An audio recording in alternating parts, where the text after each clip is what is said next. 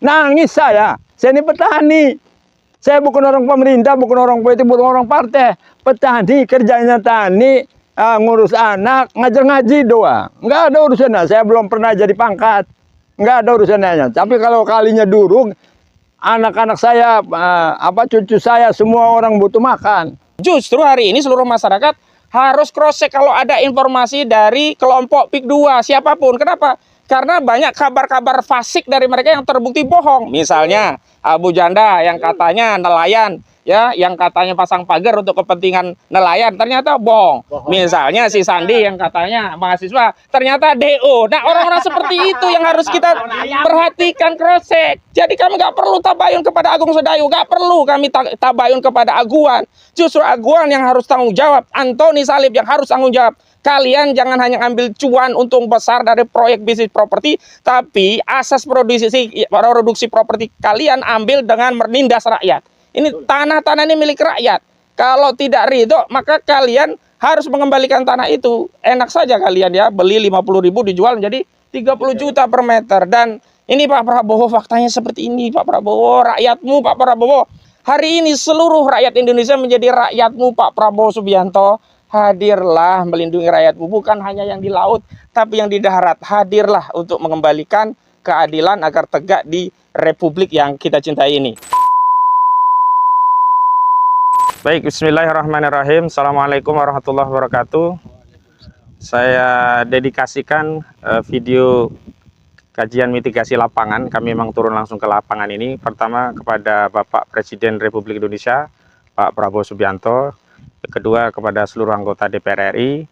Ketiga kepada seluruh jajaran yang terkait dengan penyelesaian perkara masalah tanah yang dirampas di proyek PIK 2, termasuk masalah pagar laut begitu. Dan juga tentu saja saya dedikasikan, saya sampaikan video ini kepada seluruh rakyat Indonesia.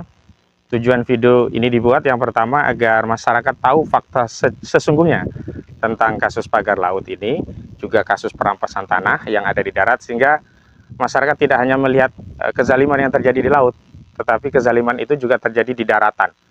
Nah, yang kedua memang kami akan dokumentasikan fakta di lapangan ini sebagai bagian dari proses pembuktian perkara yang saat ini sedang bergulir di Pengadilan Negeri Jakarta Pusat dengan nomor perkara 754 PDTG 2024 PN JKT PST. Nah, saya perlu juga menyampaikan kepada seluruh masyarakat karena ada perdebatan tentang sungai yang diuruk. Terakhir saya diskusi di ILC, di programnya Bang Karim Ilyas, ada yang menyebut bahwa kali yang diuruk itu tidak ada. Nah, ini kami datang ke lokasi Kalimalang yang diuruk, nanti kami akan meminta penjelasan warga tentang itu. Itu adalah fakta. Jadi kalau ada yang bertanya apakah kali itu diuruk untuk proyek PIK 2, nah ini kali ini diuruk Kalimalang, berada di Desa Munjung, Kecamatan Kronjo, Kabupaten Tangerang. Dan kami ambil video ini pada hari Sabtu tanggal 25 Januari ya 2025. Nanti akan kami jadikan bukti yang akan dibawa ke persidangan. Dari fakta ini kemudian nanti akan menjadi fakta persidangan setelah diperiksa dokumen kami di persidangan. Video ini menjadi bukti di persidangan. Ada mahasiswa ini ya, alhamdulillah bisa menambahkan fakta sebelum kita dengar keterangan dari korban langsung yang memang tanahnya akhirnya diuruk walaupun belum lunas. Baru dia itu. Silakan untuk siapa namanya? Saya mahasiswa aktif semester 6 Tangerang. Bukan abal-abal kayak si Sandi itu ya. Bukan kayak Sandi, bukan. Kayak Sandi ya. Bukan, kalau itu Sandi cuma kan ngaku-ngaku. Di Iya. DO itu ya. Di DO. Dia udah di nelayan yang bikin pagar laut. betul, ya. makanya Nah, itu bayaran mungkin kan. Ya. Nah, ini saya juga sebenarnya sebelum hari ini itu udah kesini bersama Ketua Riset LBHAP PP Muhammadiyah. Dan sebenarnya gampang kalau untuk membuktikan adanya pengurugan atau tidak. Sekarang kan zamannya canggih gitu kan, media sosial, era digital. Masa iya yang mengatakan tidak ada pengurugan itu bohong besar gitu, membuat hoax di media. Itu tolong aparat kepolisian harus menegakkan hukum yang sebenar-benarnya. Karena di sini udah jelas gitu, sungai besar Kalimalang Muara Selasi ini telah diuruk yang lebarnya 20 meter ini, itu telah merugikan masyarakat. Seperti tadi penjelasan dari Abah Haji Jabir selaku petambak di daerah sini, itu sangat merugikan masyarakat sehingga tambaknya itu kurang produktif gara-gara ada pengurugan sungai ini. Maka dari itu saya sendiri sebagai mahasiswa gitu yang bukan abal-abal Kais Sandi itu menuntut untuk alihfungsikan kembali sungai ini, alihfungsikan agar masyarakat petani tambak di sini hidupnya sejahtera. Tidak melulu tentang kayak pembangunan apa mengatasnamakan PSN. Di sini bukan PSN, dan ini PSN tersebut bermasalah sebenarnya karena hutan lindung itu harus dijaga, bukan malah di PSN kan gitu. Maka dari itu saya selaku mahasiswa, dan di sini juga udah cukup jelas di media itu bahwa terjadi pengurugan di daerah Muncung dan Keronjok selebar sungai itu 20 meter dan panjangnya itu 3 km lebih. Maka dari itu cukup untuk dialihfungsikan saja gitu. Dikembalikan fungsinya. Yeah. Dikembalikan fungsinya. Direstorasi agar masyarakat ini bisa hidup seperti semula lagi, mata normal pencariannya lagi, normal lagi. Mungkin itu saja penjelasan dari saya selaku mahasiswa Universitas Muhammadiyah Tangerang, Fakultas Hukum. Ya, baik, walaupun ini memang pendapat pribadi ya, tidak mengatasnamakan institusi. Bukan, gitu ya. bukan. Tapi memang benar-benar mahasiswa ya. Benar-benar mahasiswa. Bukan seperti Sandi ya. Bukan. Iya. Baik. Saya juga udah kajian di Iya, kampus Universitas baik. Muhammadiyah Tangerang itu. Pak, ini tolong diceritakan, ini gimana ini Pak? Kok ada kali kecil Sodetan ini, fungsinya apa dan sebelumnya seperti apa? Kenapa kok ada kali Sodetan? Sebelumnya seperti apa begitu? Sebelumnya kan gini Pak, Pak, siapa ya. dulu namanya? Namanya Haji Sarkani. Iya, Pak Jadi Ya. Sakani ya, silakan. Ya, sebelumnya itu awalnya ini kan sungai Pak. Sungai, ini di sini nih ada anak sungai. Anak Sungai Kalimalang ya. Ya, anak sungai Bentar, saya Kalimalang. jelaskan. Jadi Kalimalang di Keronjo itu beda dengan Kalimalang Bekasi. Kalau Kalimalang Bekasi memang itu sungai yang diadakan untuk kepentingan irigasi dan air minum PAM tuh. Ya. Tapi kalau ini alami ini. Alami. Sejak kecil udah ada ini. Saya semenjak lahir itu sudah ada Pak. Sudah ada, ya? Iya. Karena ini kan Kalimalang Ya, di sana ya. yang lebarnya 20. Ya. Nah, ini kan ada kali kecil nih yang ketambak sampai ke sawah irigasi. Iya kan? Ya. Jadi dari irigasi yang di sana itu tembus ke sini, ngebuangnya kan ke sungai ini. Oh. Nah, setelah sungai ini duruk, kan kemarin itu kan kita Ini duruk ini ya? ini duruk kan, ini mati total, nggak ada jalan Ada air. jalur air. Ya, nah Meluap. banyak di sana meluap, termasuk di tempat kita tambaknya kan, Banjir ya. banjir. Udah, makanya kan udah itu kan kita kemarin ribut. Nah, makanya dia kasih Dibuka akses dibuka ini. akses ini.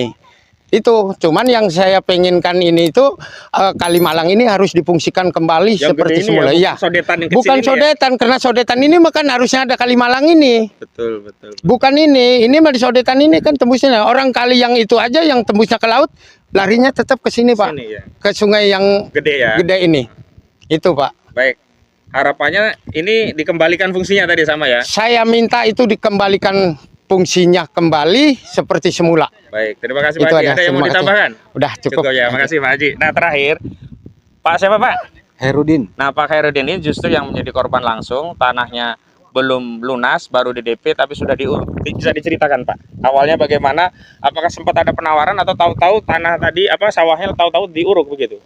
Kalau saya tanah sawah saya di Muncung itu kan buat jalan proyek masuk urugan masuk. Itu Lurus aja, nggak apa-apa, Pak. awalnya itu sawah sedang ditanami padi, tapi tiba-tiba diuruk tanpa izin, tanpa permisi dan belum dijual. Nah, setelah tanah itu diuruk, baru kita urus ke kepala desa dan akhirnya dibayar 50%. Sampai sekarang sudah 6 bulan lebih itu belum dibayar, Pak. Belum lunas. Berapa harga per meter dari 50? 50.000. Oh, jadi benar 50.000 per meter. Ya? Jadi luas tanahnya 2 petak itu ada 6.000 meter persegi. Oh. Jadi 1 hektar ya? hampir 1 hektar dan sampai sekarang itu belum dibayar lunas, baru 50%. Yang bayar waktu itu dari pihak desa ya berarti? Dari pihak desa. Nggak langsung dari perusahaan nggak ya? Bukan. Ada transaksi tertulis waktu itu, ada telah dibayar sekian, kurangnya kapan gitu, nggak ada nggak? Nggak ada. Jadi lisan doang? Ya lisan Bapak doang. transaksi begitu lisan aja dengan mereka? Iya. Masalah. Nah, pertanyaan selanjutnya Pak. Umumnya Pak, kalau di sini berapa sih per meter? Kita lihat NJOP dulu. NJOP berapa?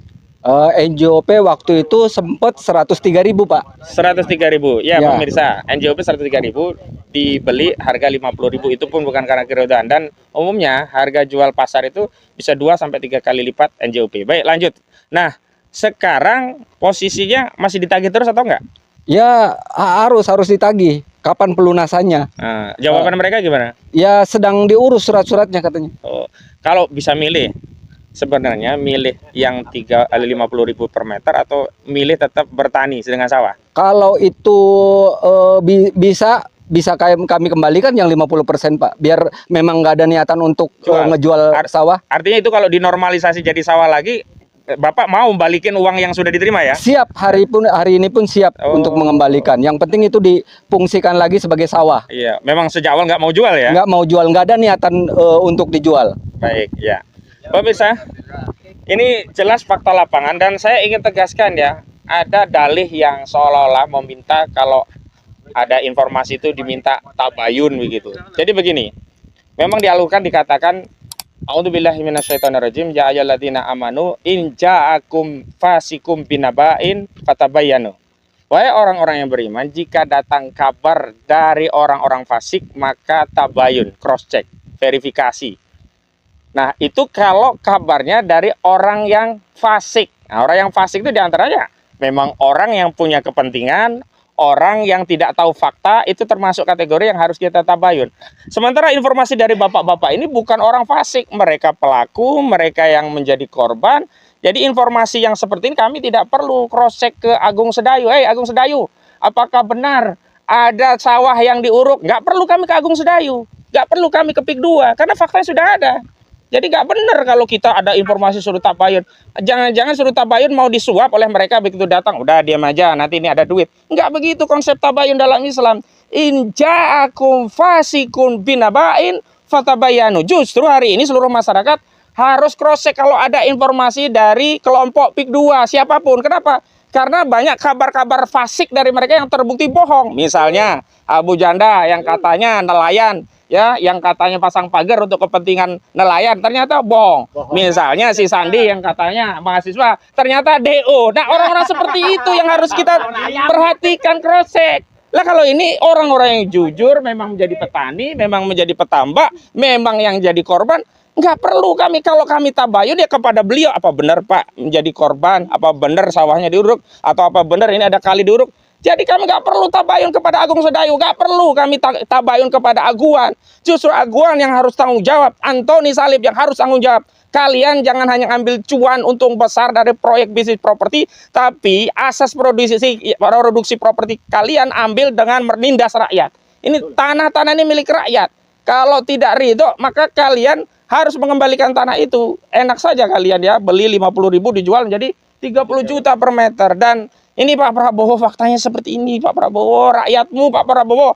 Ini bukan rakyat saya. Ini bukan rakyatnya Anies Baswedan, bukan rakyatnya Ganjar Pranowo. Hari ini seluruh rakyat Indonesia menjadi rakyatmu Pak Prabowo Subianto. Hadirlah melindungi rakyatmu, bukan hanya yang di laut, tapi yang di darat. Hadirlah untuk mengembalikan keadilan agar tegak di republik yang kita cintai ini. Baik, terima kasih kepada seluruh rakyat Indonesia. Ini adalah bagian upaya dari tim advokasi melawan oligarki rakus perampas tanah rakyat. Saya Ahmad Kozini, sarjana hukum selaku koordinator, melaporkan dari Desa Munjung, Kecamatan Kronjo, Kabupaten Tangerang pada Sabtu 25 Januari 2025. Terima kasih.